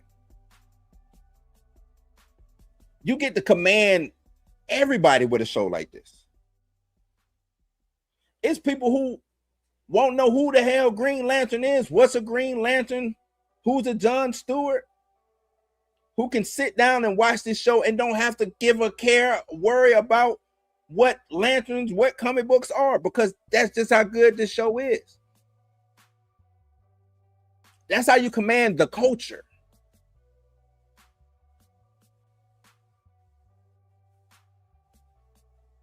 This show is just a dope ass sci-fi show that don't even have to do nothing with being DC.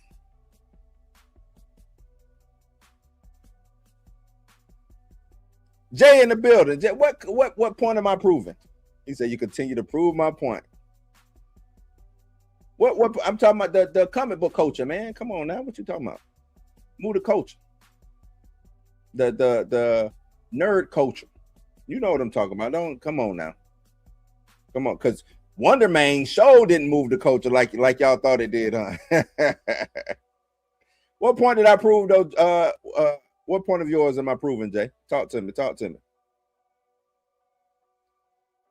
Says Wonder Man only blew up 2 things and flew over the whole show. No comparison. They did all that in 2 episodes and we got the costume.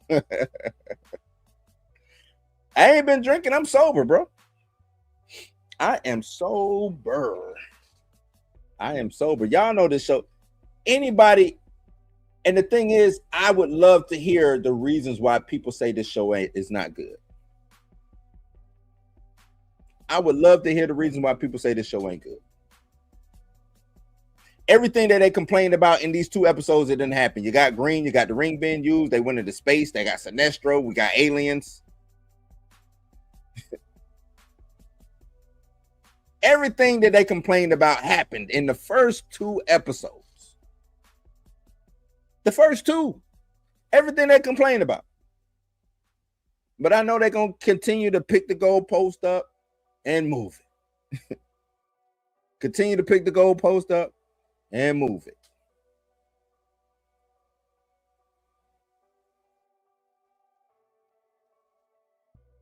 This show, it's gonna go down as one of the best shows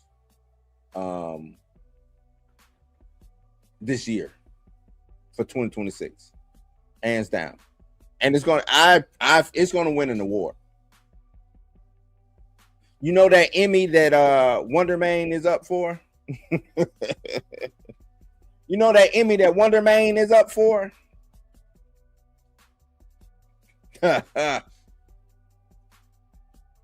Jay, you know that Emmy that Wonder Man? Oh man, that Emmy that Wonder Man is up for? Yeah. And the winner is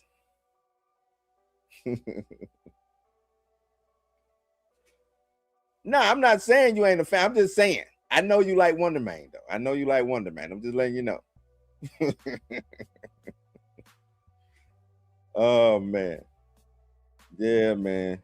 He wondering where that Emmy at.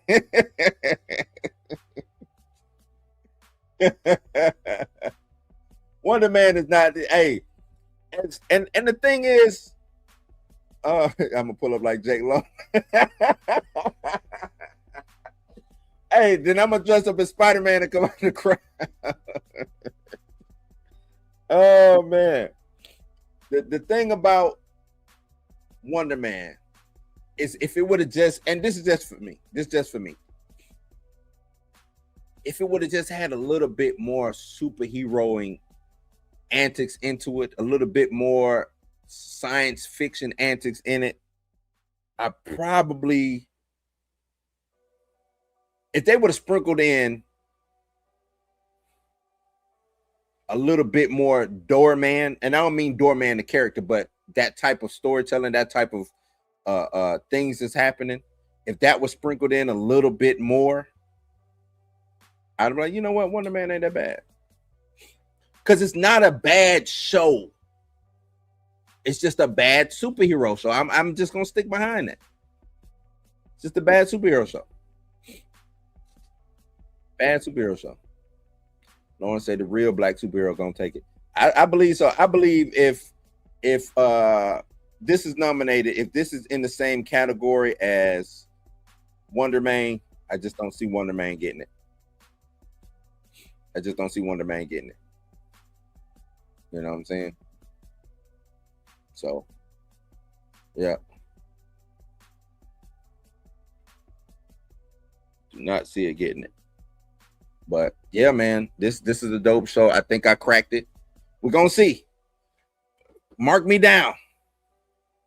I think I cracked it. RW Shot Time say, Blue, we already know the story with Wonder Man. We don't gotta go over the super disappointment. True that. I'm gonna leave it alone. I don't think we're ever really getting that again. Sounds crazy, I know. Maybe Storm will give us a scene or two whenever X-Men comes out. What you talking about, Nate? Get what?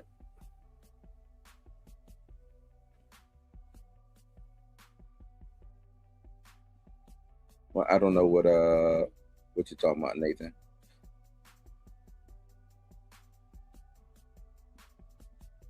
But Jay said you mentioned bringing not only comic book fans but other general people. That's what Wonder Man had, not just powers, but a suspenseful show. Oh, I mean, I agree with you. That I do agree. I think Wonder Man, but the thing is, I think the comic book fans watch Wonder Man, and I think kind of turned away. At least me, my type of comic book fan, the type that I am, kind of walked away, feeling unfulfilled with that show. But yes, if my mama watched Wonder Man, if you know, an auntie of mine, an uncle of mine who was not into comics or whatever, they could sit down, follow it, and say, "Oh, that's a good show," and I believe that they would be telling the truth. Right? I believe that they would be telling the truth. So you're absolutely right. But it wasn't enough of them to bring it in, right? It wasn't enough of them to make anything pop. I think the reverence for it was kind of premature, because nothing about it had staying power. Nothing about it, and I ain't even saying this because it was canceled, because I don't think they should have canceled it, but I probably wouldn't have announced the second season. I think I would have just left it where it is, because it was supposed to be a self-contained thing.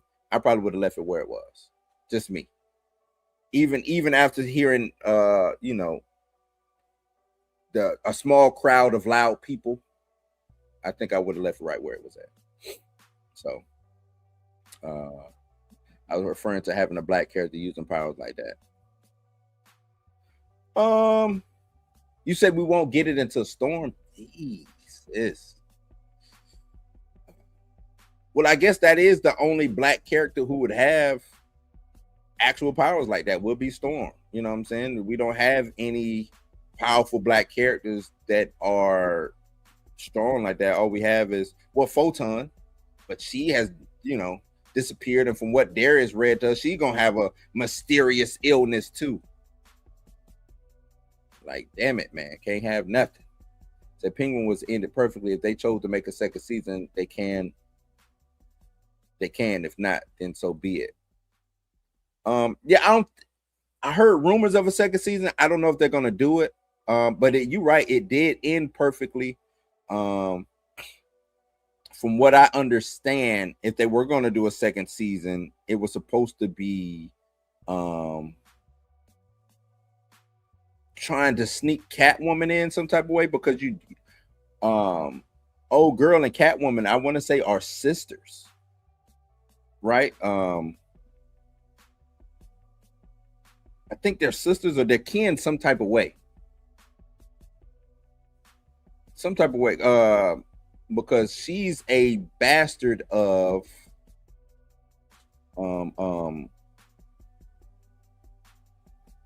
Falcone, right? Yeah, she's a Falcone, and Sophia is a Falcone. So I think they're either sisters or cousins. It's something like that. But I think she was gonna reach out to Catwoman and figure out how, and that was supposed to be having something to do with the sequel. Not sequel, but second season. But that's just, you know, conjecture and rumor as of right now. But I'm with you. Either if they do it, they do it. If not, I'm fine with the way it ended. To me, it ended perfectly. It ended, and it just shows just how diabolical Penguin is, man. And I that's how you write a villain. Quit giving me villains that I'm supposed to empathize with. A simple, oh, I understand why they did it. No, I want a villain. I don't need a sympathetic villain. I don't need a Penguin was a dirt bag, a rat bastard. Nothing about him said, you know what? I get it. Everything to me was like, damn, Penguin, really? Everything about that was, damn, really? That's the sympathetic villain needs to go away. Marvel, if you're listening, Doom better not be sympathetic. I don't want a sympathetic Doom.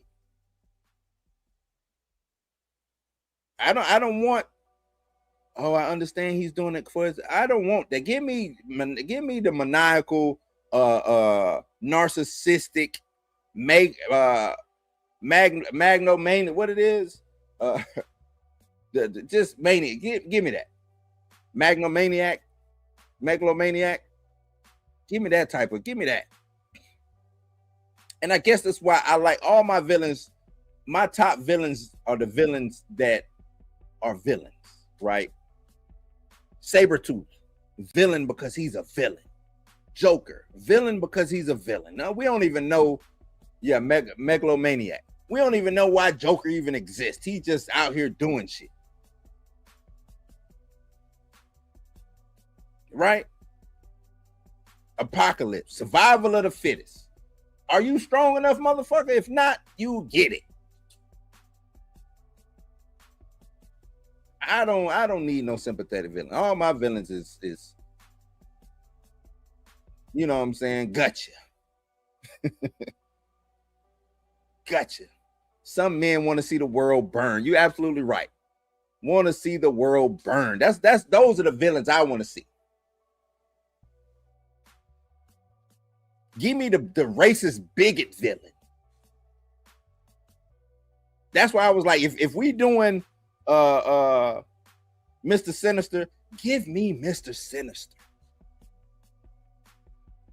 Give me, I'll kill everybody in here just because I want to do an experiment using the Summers blood. Give me that.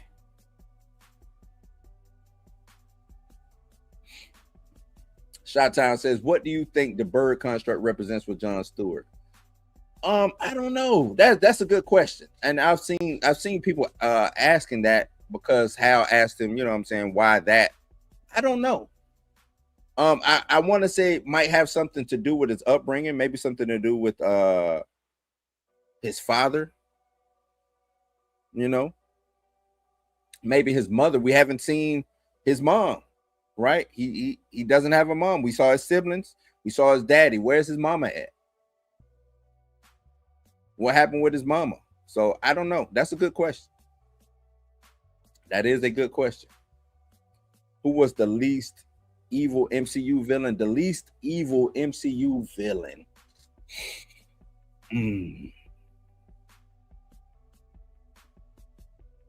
That's a good question. Who is the least evil? I don't know. Least evil. I mean, we saw Loki turn good. I kind of want to say Loki. Let me see. Ultron. I'm gonna go through all the villains that we had. Red Skull, Ironmonger, Whiplash, Abomination, General Ross, Red Hulk, Thanos. Least evil. I want to say maybe Bucky was evil because he was programmed. Ronan, maybe Ronan the Accuser wasn't that evil. Like Ronan had a job to do. He wasn't like evil though. He had a job to do. Either him, because I was about to say Ego. Ego had his ways. Yeah, maybe Red Hulk.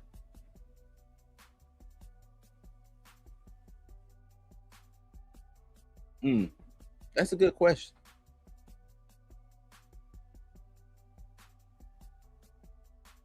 Ghost was the weakest villain. Maybe Ghost. I think Ghost was. I would say Ghost. Nah, I saw Yondu. Yeah, is he a villain?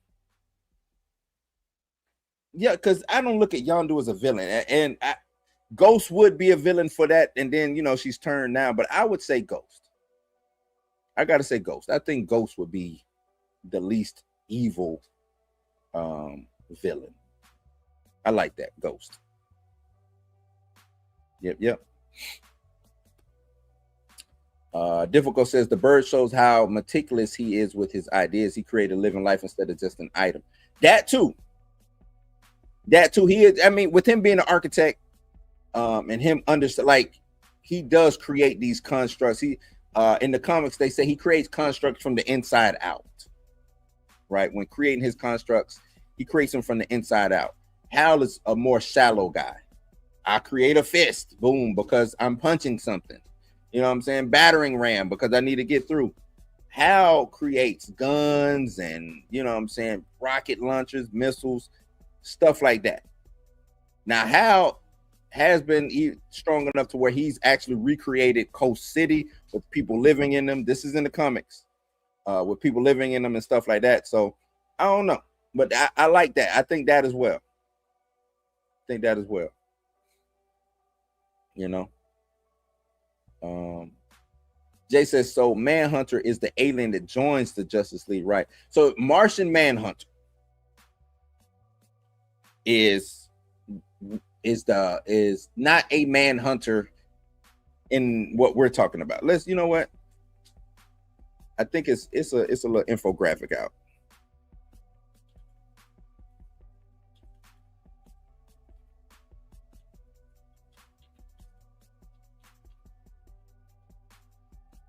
This little infographic I saw. Let me see if I can find it.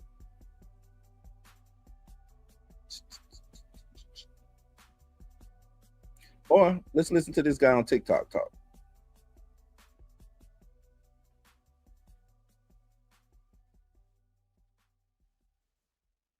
Who I want to pull up? Show lanterns, when you hear the name Manhunters, they aren't referring to Martian Manhunters. Manhunters are robots created millions of years ago by the Guardians of the Universe, acting as their very first intergalactic police force, long before the Green Lantern Corps was ever founded or existed, until they began to resent their creators because of the limitations being put on them soon after infiltrating and liberating planets disguised as living beings, and creating the cult of Manhunters to brainwash people into being their minions. Now, John Jones, aka Martian Manhunter, is a green alien from Mars who's a part of the Justice League, and despite his name, he's the most gentle member of the League, often the source of wisdom and the voice of reason in the organization. Fun fact, in episodes 4 and 5 of Justice League the Animated Series, Martian Manhunter and the Manhunters cross paths when John Stewart is put on trial. I hope this clears up any kind of confusion between Martian Manhunter and Manhunters.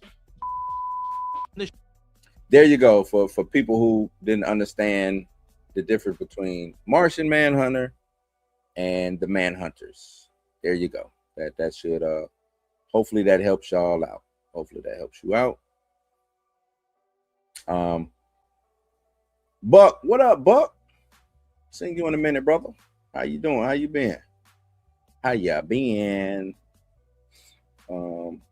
Since I didn't like Taskmaster, not sure if it's the worst.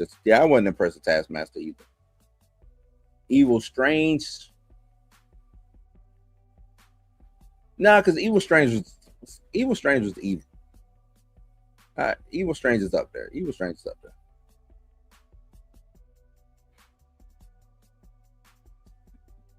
Yeah. Okay.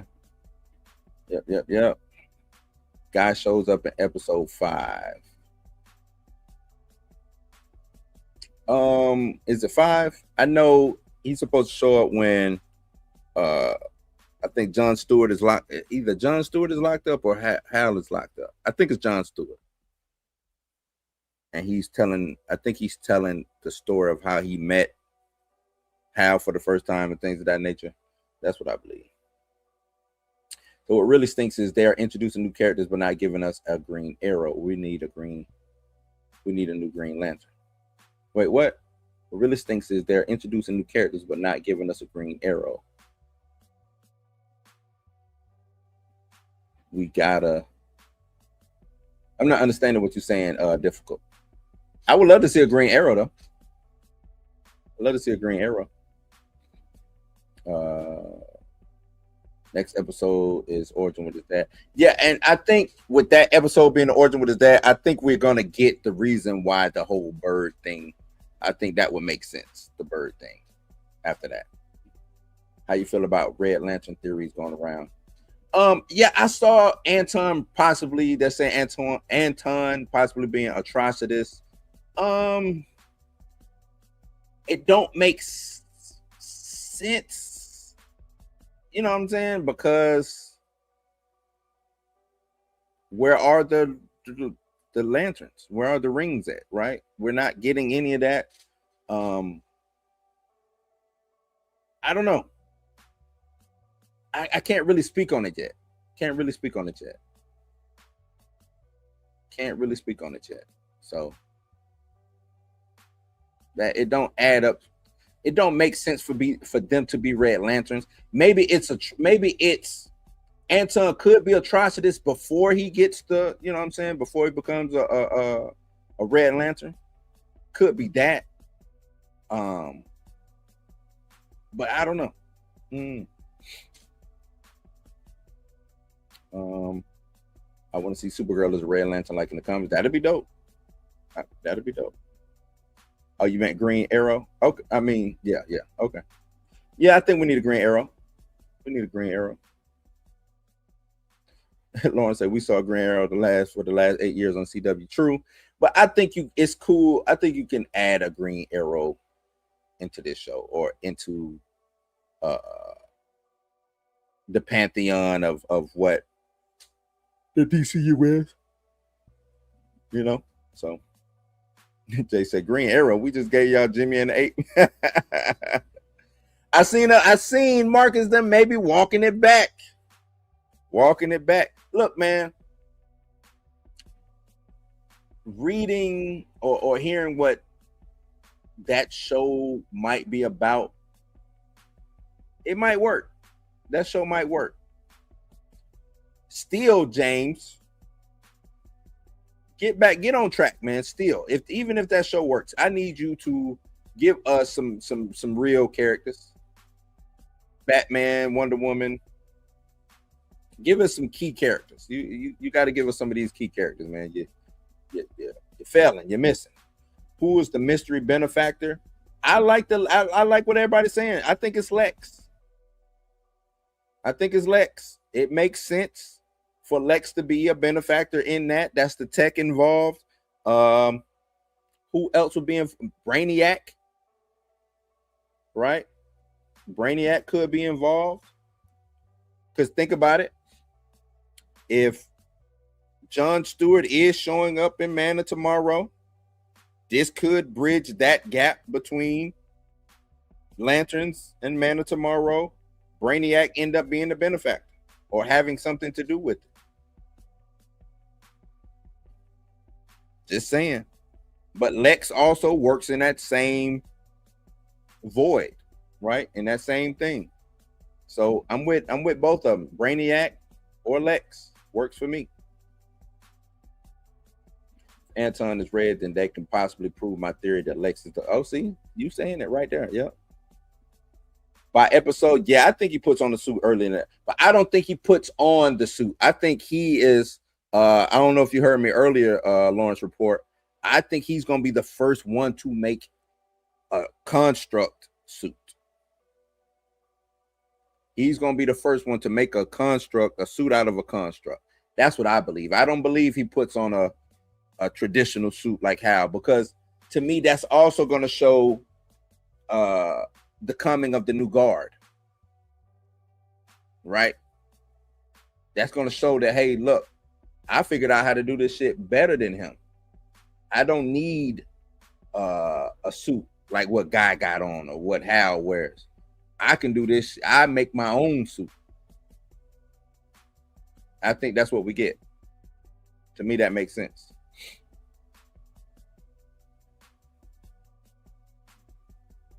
The lead actor. What the lead actor with who? Kyle? You don't like Kyle? Or you don't like Aaron? Who? Lex makes it. Brainiac got shit, why not? Brainiac got, I mean, him being the intelligent being that he is, it wouldn't be hard for him to like hack a bank and start, you know what I'm saying, and give this dude money. How hard would that be? If I'm Brainiac, I don't think Brainiac, he don't need bread, but if human beings operate off of bread and that's the, you know what I'm saying, that helps their motivations to do things, that would be the easiest way to motivate somebody. Yeah, he got bread. He got bread. We know Lex got bread, so Lex Like Buck said, Lex makes sense. I don't know if that's the same pocket dimension, but why not? Like I said, them using a pocket dimension, I used it in Peacemaker, I can use it here. Let's keep this thing going. Let's make that a constant thing, pocket dimensions.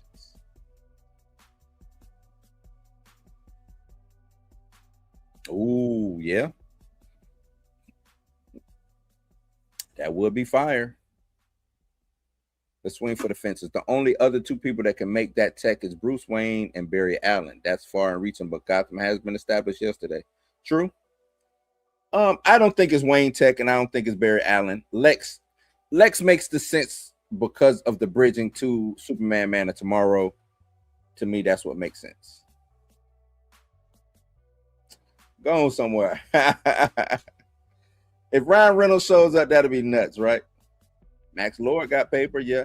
But I don't think this Max Lord is not the same Max Lord, right? But you're right. You're right. You're right. Max Lord. I just love that this show makes the DCU feel connected and lived in. Yep, it does. It does. Oh, you talking about that. Okay. Yeah. It's Jimmy. You talking about that lead actor. I think people did like Jimmy from the Superman movie. I saw a lot of people praise his interactions with the old girl. And I liked it too. I don't know if it's deserving of his own show.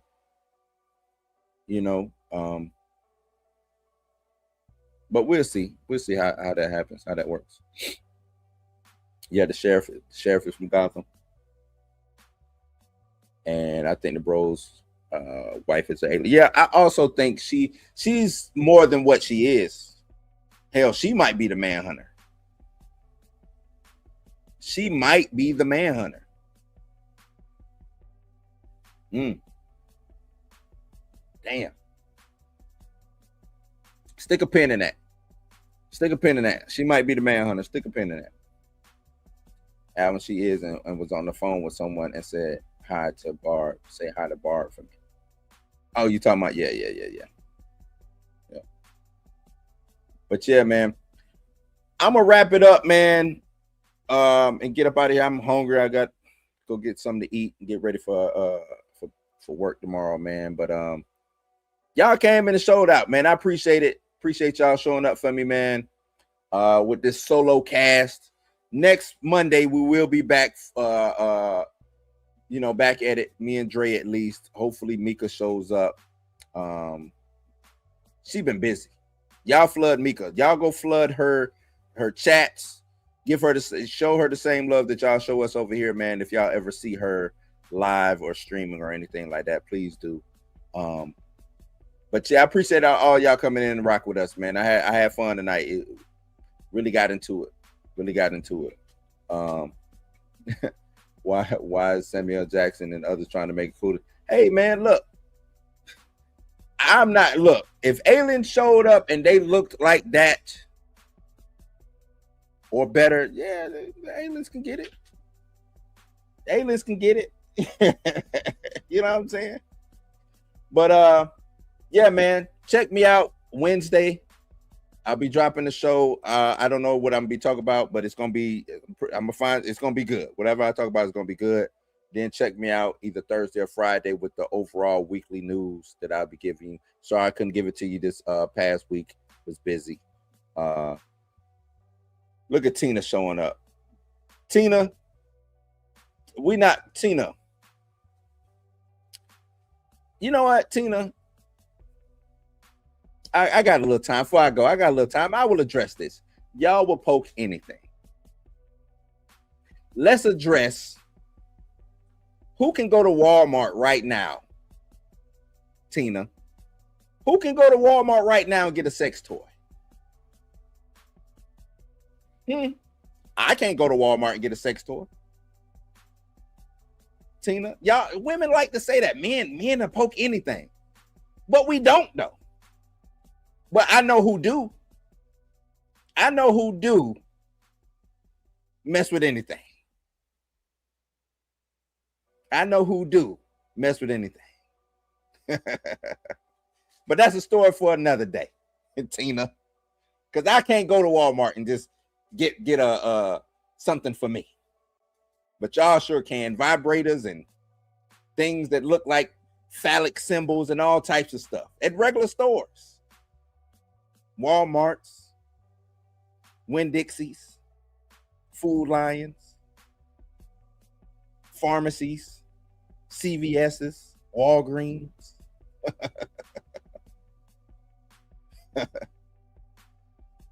Yeah, you're right.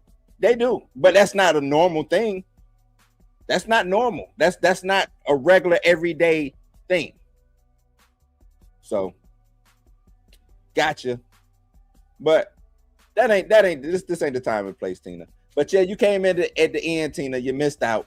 I had a pretty good show, man. Pretty good show. Pretty good show at the end. So but yeah.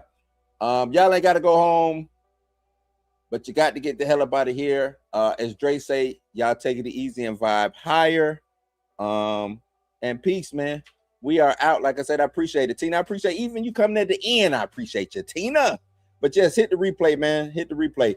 You put out some dope stuff with that storm situation too. That rumor that the weird guy Snyder, yeah, he was right, but it just didn't come to fruition. They probably pivoted on that rumor last second, which I think was a good pivot. So, but yeah, I like what y'all go check Tina out. Tina over there doing the Lord's work as well. But let's get up out of here, man. Peace, vibe higher, and we out of here. Let's go.